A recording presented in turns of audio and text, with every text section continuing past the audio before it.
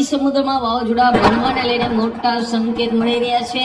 શું આ વાવાઝોડું ગુજરાતની અંદર ત્રાટકશે? આજથી જ મિત્રો 5 વર્ષ પહેલા તોકતે નામનું વાવાઝોડું આવી જગ્યાએ બન્યું હતું અને સીધું જ મિત્રો ખાસ કરીને અમરેલી જિલ્લામાં એટલે કે ગીર સોમનાથ જિલ્લાના ઉનાની અંદર ત્રાટક્યું હતું અને ભારે નુકસાની થયું। મહિના દિવસ સુધી મિત્રો લાઇટ પણ નહોતી આવી।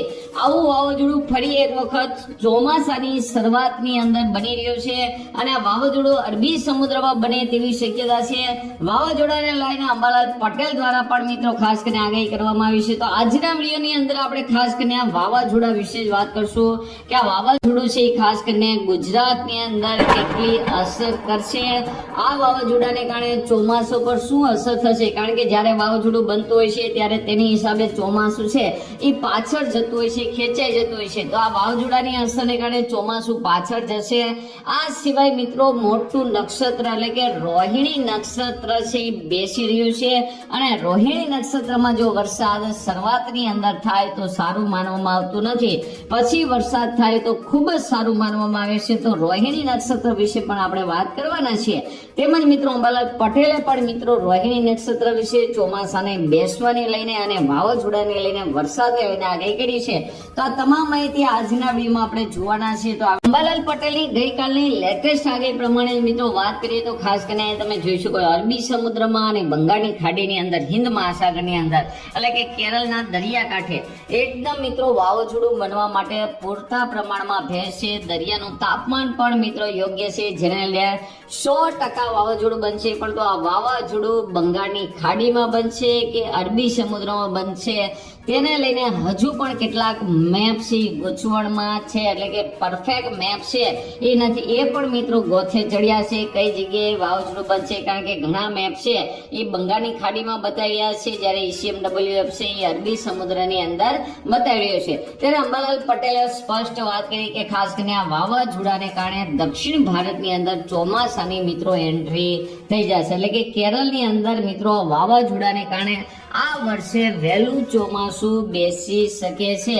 ત્યારબાદ મિત્રો જોવા જઈએ તો 1 જૂનની આસપાસ કેરળની અંદર ચોમાસું બેસતું હોય છે। 15 તારીખની આસપાસથી શરૂ થઈ અને લગભગ 25 તારીખ સુધી આ વાવાઝોડાની અસર રહેશે અને ત્યારબાદ મિત્રો ખાસ કરીને વાવાઝોડું સંપૂર્ણ રીતે જશે, પરંતુ તેની હિસાબે કેરળની અંદર ચોમાસાની સત્તાવાર રીતે એન્ટ્રી થઈ જાય, એટલે કે 5 દિવસ વહેલી થાય। ત્યારબાદ મિત્રો ધીમે ધીમે ચોમાસું આગળ વધે અને ગુજરાતની અંદર 14 તારીખની આસપાસ 14 જૂનની આસપાસ ચોમાસું છે એ બેસતું હોય છે। અંબાલાલ પટેલે આગાહી કરી કે ખાસ કરીને 25 મે થી લઈ રોહિણી નક્ષત્ર ચાલુ થવાનું છે અને તે લગભગ મિત્રો 10 જૂન સુધી ચાલશે, એટલે કે 25 તારીખથી લઈને જૂન સુધી, એટલે કે મે મહિનાની અંદર વરસાદ પડે। રોહિણી નક્ષત્રના કુલ 4 પાયા હોય છે, 4 ભાગ હોય છે। કુલ 15 દિવસમાંથી મિત્રો જોવા જઈએ તો 3.5 દિવસના ભાગ એમ કરતા 7 દુ 14 ને 15, તો ખાસ કરીને શરૂઆતના 10 દિવસ વરસાદ આવવો જોઈએ નહીં, પરંતુ છેલ્લે એટલે કે ખાસ કરીને ગુજરાતની અંદર 10 તારીખથી લઈને 14 તારીખ અથવા કે જૂન મહિનાના બીજા અઠવાડિયાથી ખાસ કરીને ગુજરાતમાં વરસાદ સારો થાય તો એકદમ ચોમાસું છે એ ટાઈમસર આવ્યું છે એમ કહેવાય અને ખાસ કરીને ચોમાસું પણ સારામાં સારું જાય। હવે વાત કરીએ કે ખાસ કરીને વાવાઝોડું કઈ જગ્યાએ બનશે, તો અહીંયા તમે જોઈ શકો છો ECMWF મેપની લેટેસ્ટ આગાહી પ્રમાણે આ વાવાઝોડું છે અરબી સમુદ્રમાં કેરળ અને ગોવાના દરિયાકાંઠે બની શકે છે અને તે પ્રમાણે જોવા જઈએ તો ધીમે ધીમે આ વાવાઝોડું છે એ મિત્રો ખાસ કરીને અરબી સમુદ્રમાં આગળ વધી ગુજરાત અને મહારાષ્ટ્રના તટ ઉપરથી આગળ વધી અને ઓમાન તરફ મિત્રો આ વાવાઝોડું ફંટાતું દેખાય છે। અહીંયા તમે જોઈ શકો છો ઓમાન તરફ, પરંતુ ખાસ કરીને ક્યારેક આ વાવાઝોડા સીધા જ મિત્રો ગુજરાત તરફ આવતા હોય છે, કારણ કે એક તરફ મિત્રો ખાસ કરીને ઉપલા લેવલે વેસ્ટર્ન ડિસ્ટર્બન્સ છે એ આવતા હોય છે જે વાવાઝોડાને ઉપલા લેવલે જતા નથી, અને જ્યારે ઉપલા લેવલના ખાસ કરીને વાદળો છે એ આવી રીતે થતો, એટલે કે બંનેની સાથે વાવાઝોડું છે સતત મિત્રો રસ્તો બદલતો હોય છે। જો બંગાળની ખાડીની અંદર વાવાઝોડું થાય તો તેનો મેપ છે ફરજિયાત મિત્રો આવો જ હોય, પરંતુ ખાસ કરીને અરબી સમુદ્રમાં વાવાઝોડું થાય તો એના મેપ છે ઘણા બધા ફાટા પડી શકે છે, કારણ કે ઉપલા લેવલે એકદમ સૂકી હવા, શિયાળો હવા છે એ ખાસ કરીને હોય છે, અને નીચલા લેવલે પ્રેશર હોય છે, અને આ જ મિત્રો ખૂણો હોય છે જ્યાં છે મિત્રો ખાસ કરીને પવનનો ટર્ન લેતા હોય છે.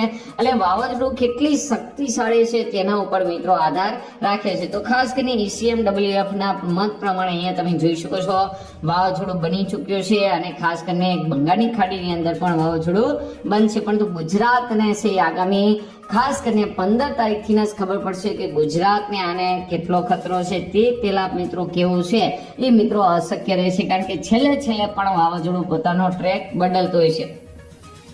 બીજી મોટી વાત અંબાલાલ પટેલે એ કીધી કે ખાસ કરીને કેરળની અંદર 25 તારીખની આસપાસ ચોમાસું બેસી જશે. ત્યારબાદ મિત્રો એ પણ વાત કરી કે ગુજરાતની અંદર પણ 10 તારીખની આસપાસ ચોમાસું છે એ આગળ વધી શકે છે.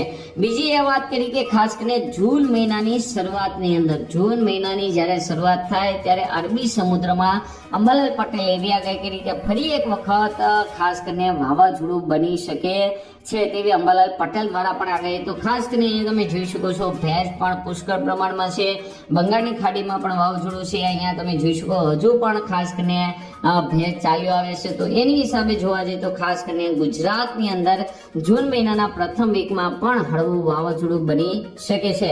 તો આજના વિડીયોમાં આપણે મિત્રો જાણ્યું કે ખાસ કરીને આગામી સમયમાં 15 તારીખ પછી અરબી સમુદ્રમાં અથવા બંગાળની ખાડીની અંદર જરૂરથી ખાસ કરીને વાવાઝોડું બનશે. આ વાવાઝોડાની ખાસ કરીને અસર કેટલી ગુજરાત ઉપર થશે તે અત્યારે મિત્રો કેવું મુશ્કેલ છે, પરંતુ આ વાવાઝોડાને કારણે કેરળની અંદર 5 દિવસ વહેલું ચોમાસું જરૂરથી બેસશે. ગુજરાતની અંદર ચોમાસા બેસવાની તારીખની વાત કરીએ તો ખાસ કરીને 14 જૂન છે ગુજરાતની તારીખ છે. તો આ જ તારીખોની અંદર ચોમાસું એન્ટ્રી કરી શકે છે. તેનાથી વહેલું છે એ નહીં જોવા મળે. ખાસ કરીને જૂન મહિનાના પહેલા વીકની અંદર થોડી ઘણી પ્રી મોન્સૂન એક્ટિવિટી જોવા મળે, પરંતુ બીજા વીકથી ફૂલ પ્રી મોન્સૂન એક્ટિવિટી શરૂ થઈ જશે, વાવણી પણ થઈ જશે. પરંતુ 14 તારીખથી લઈને મિત્રો જૂન મહિનાના એન્ડ સુધી લગભગ ગુજરાતના 80% ભાગની અંદર વાવણી લાયક સારો વરસાદ જોવા મળી ગયો છે. તો આ મિત્રો ખાસ કરીને આ બાબતે વરસાદ બાબતે કોઈ પ્રશ્ન હોય તો જરૂરથી કોમેન્ટ કરજો. આજની વિડીયોમાં આટલું જ. અસ્તુ. જય હિન્દ, જય ભારત.